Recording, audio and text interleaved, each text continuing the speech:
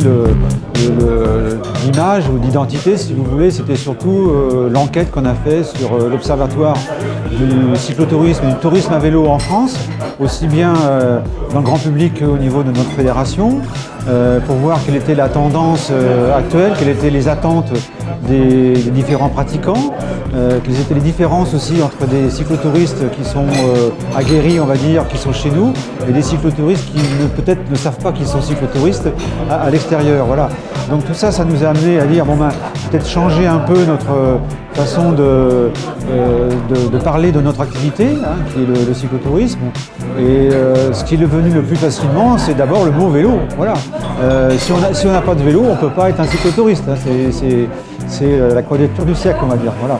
Alors, à ce moment-là, on n'a pas changé le nom de la fédération. La fédération reste toujours la Fédération française de cyclotourisme, mais on crée une marque qui est FF Vélo. Alors comme j'ai dit tout à l'heure, peut-être ça peut se traduire par faites faire du vélo, faciliter à faire du vélo pour tout le monde, le plus grand nombre.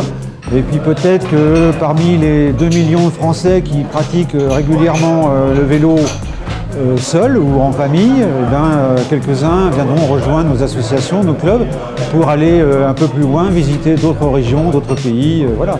Le but, c'est de s'ouvrir un peu sur l'extérieur, surtout. On a un déficit dans nos associations aujourd'hui, c'est justement l'accueil qui n'est pas forcément suffisamment élargi. Ceux qui viennent dans nos clubs jusqu'à présent, c'est quand même des gens un peu sportifs déjà. Or, nous savons qu'aujourd'hui, grâce à cette enquête, qu'il y a beaucoup de pratiquants du vélo qui n'ont pas forcément dirons la dextérité de certains pratiquants, mais qui sont potentiellement de bons ou de futurs touristes à vélo. Voilà.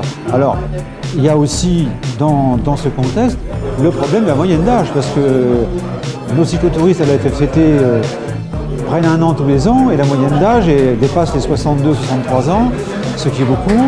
Et on a un déficit important, surtout dans la tranche, on va dire, 18-45 ans, en gros, pour schématiser.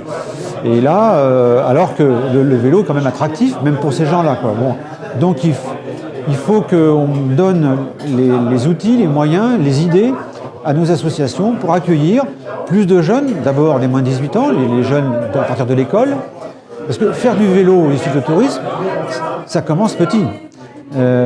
Comme je dis souvent, on ne naît pas cyclotouriste, on fait d'abord du vélo. Hein, voilà.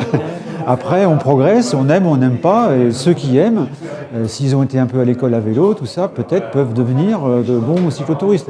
Aujourd'hui, il y a de moins en moins d'enfants, malheureusement, qui vont à l'école à vélo. C'est un phénomène qui est bien connu, bien identifié aujourd'hui par toutes les collectivités. Voilà. Donc il y a cette tranche d'âge-là qui peut être attirée dans nos clubs, et il y a aussi toute la tranche d'âge que j'évoquais de 18 à 45 ans ou plus, qui aujourd'hui ne sont pas captifs, qui ne connaissent pas nos activités, qui ne connaissent pas le cyclotourisme, qui ne connaissent pas le tourisme à vélo, et qui pourraient venir le découvrir dans nos clubs. Quoi.